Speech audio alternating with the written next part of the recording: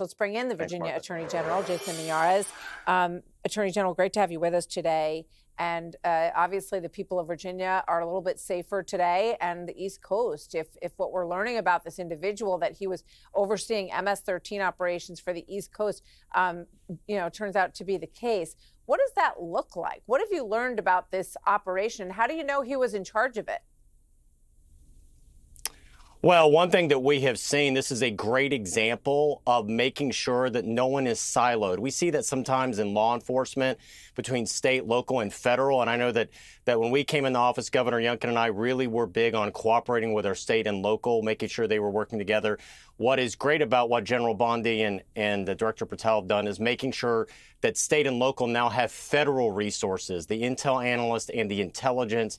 Their resources are candidly impressive, and they have come in and really turbocharged a lot of the work we have done going after these transnational gangs. MS-13 is obviously one of the most notorious between drug dealing, extortion, human trafficking. They're some of the worst of the worst. This individual got on a variety of individuals' radars really in the last year, kept coming up. And so this is a great example of using that intelligence and our analysts to both track him down, work together. I cannot commend enough the professionalism of what we have seen by our federal partners, our partners of the FBI, DEA, HSI, really working to track this person down. It has been just night and day what we have seen before from Main Justice versus what we see now, really putting the priority of going after these transnational gangs and getting them out of our communities.